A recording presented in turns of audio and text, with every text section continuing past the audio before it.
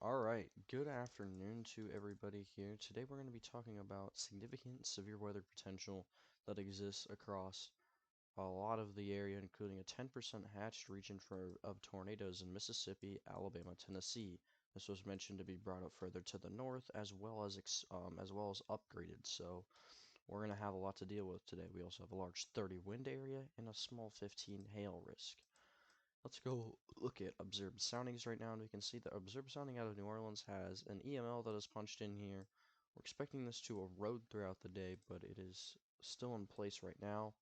Jackson also has an EML, so I don't think we're going to be seeing severe activity too soon. Forecast Cape of around 1,300, so we're expecting a decent amount of instability to build. Photographs are not too favorable right now. They do have a lot of upper level support, but that low level jet is expected to kick in. Birmingham, same story. Nashville, again, a lot more of a low level jet up here, but that's also probably because of this huge saturation and also because this is more closer to the warm front. Up in um, Ohio, we can see the warm front hasn't quite made it up there. Um, Here's a look at Lake Charles, which is probably the best overall sign that we have right now.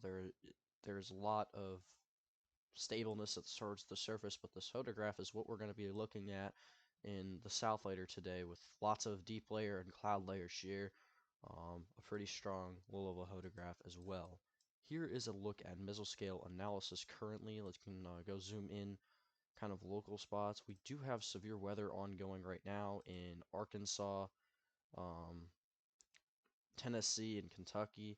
I'm looking over at my second tab on GR2 Analyst. No severe warnings at this time, but there is a flash flood warning that is out currently.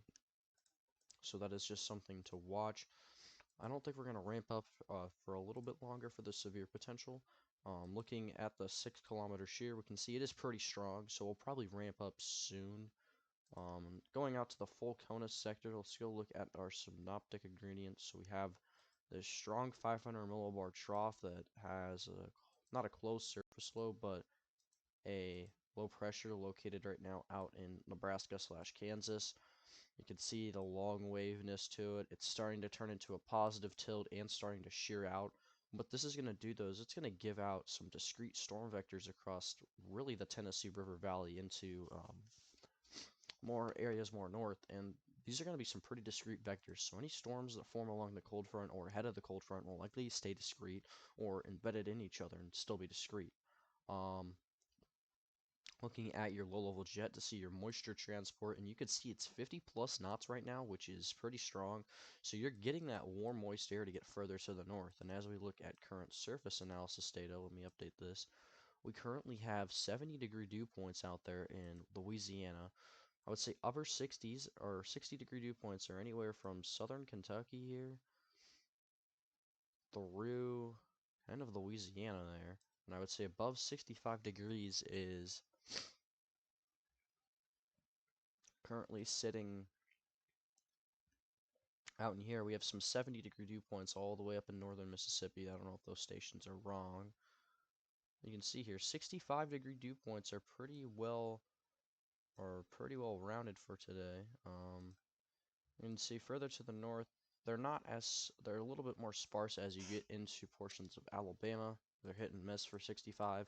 We have mid to upper 60s across a large area of Alabama right now. You can see that on the Surface Ops map as well from the Storm Prediction Center. Looking at your 300 millibar, you can see there's a lot of divergence aloft across kind of this area, which is why we have so much convection in kind of the Kentucky area right now. We're expecting this huge area of 300 millibar support to kind of move over the area as you get throughout the day. And again, we're going to look at instability. We already have a lot of instability. We're expecting more instability to pump in there. So if we get plus 6 hours, here you go. And that line of supercells starts to form in that 1,000 plus mixed layer Cape plume. Let's go over and look at the models for today. We're going to look at the HRRR and not really many of the other models because they haven't really loaded in yet. I'm doing this video on a timestamp, so bear with me. It's going to be a bit shorter than normal. But as we can see here, we're going to first look at the southeast United States. So radar, we're about on track right now. We're expecting some intense storms to develop in Arkansas soon.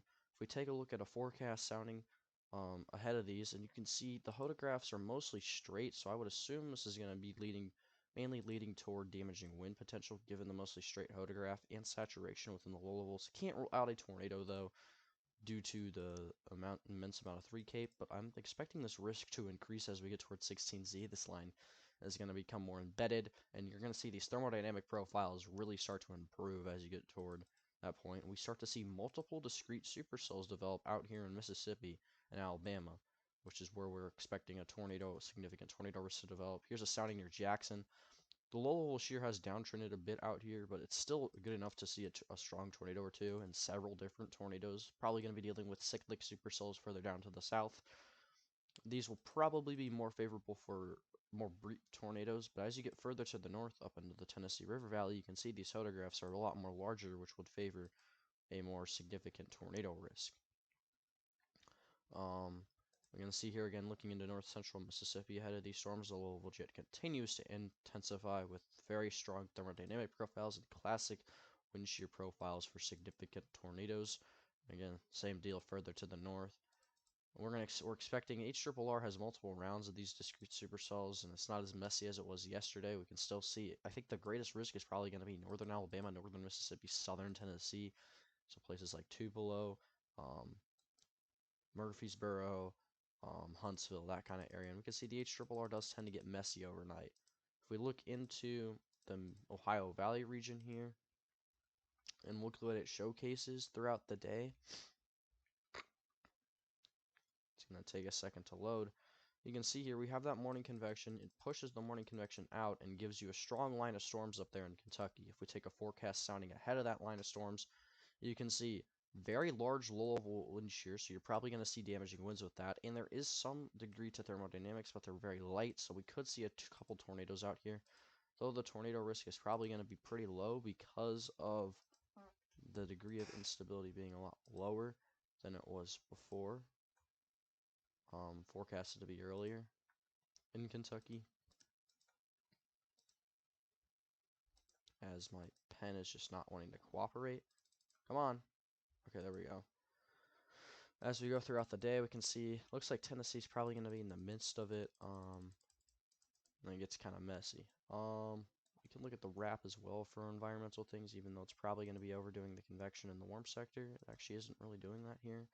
You can see here, looking at the dew points, we get upper 60s to go all the way up to that low pressure, and we can see the low pressure is kind of weak on the wrap, which is not really too surprising. The wrap can sometimes underdo the low pressure strength. It's still only 1,008 millibars. It's probably going to get a little bit stronger than that. The low pressure downtrending on some of the models, though, could be some of the reason why the low level jet isn't as strong. You can see soundings are still supportive of that significant tornado risk. I do feel like the enhanced is going to be kept. I don't really see a moderate being added due to the fact that the low level shear profiles aren't too significant. Again, we can look at the surface space Cape photograph plot map here, and you can kind of see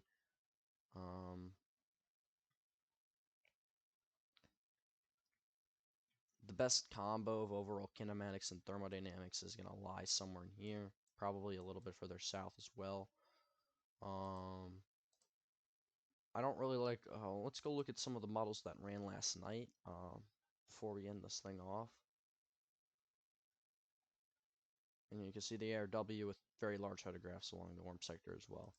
That's going to do it for this one. Hope you guys like this video.